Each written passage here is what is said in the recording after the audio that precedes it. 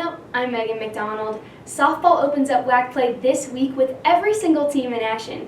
Grand Canyon 25-10 in non-conference play is currently in first in the WAC standings, while New Mexico State and Seattle U are second and third, and those two teams are all set to meet up this weekend in Las Cruces.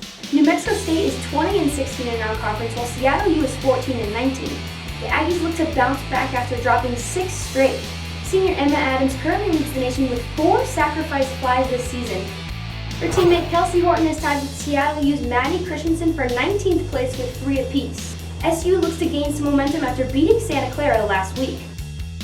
Other key matchups, I talked about Grand Canyon a little earlier. The Lopes are all set to host UMKC this week. The Roos looking to bounce back after dropping 3 straight, but Katie Kelly has made 7 straight appearances in the circles without allowing an earned run. Also, Utah Valley travels to CSU Bakersfield.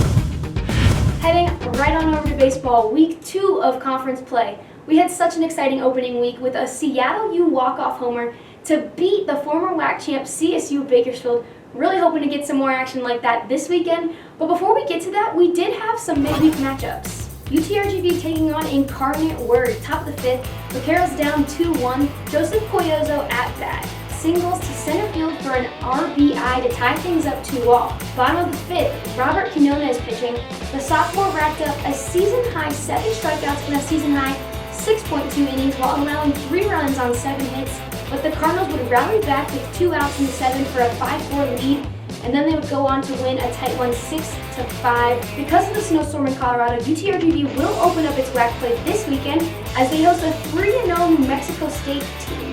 Check out what head coach Manny Mintrona had to say about opening up conference play. Our season is going to be determined by WAC play, whether it's a successful season or the season is a failure.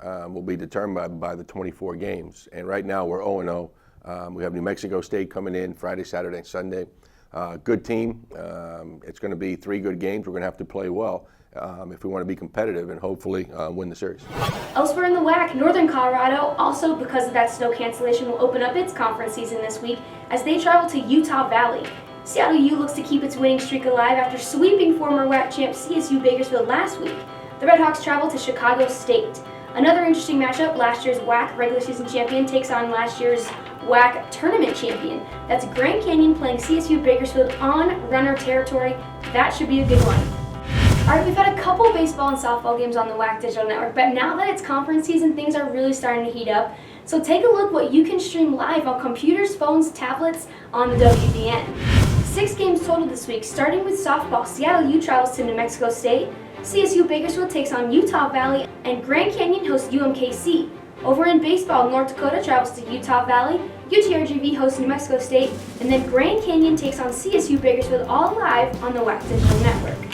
You can find those games at wacsports.com/live. For more information, check us out at wacsports.com or follow us on Twitter and Facebook.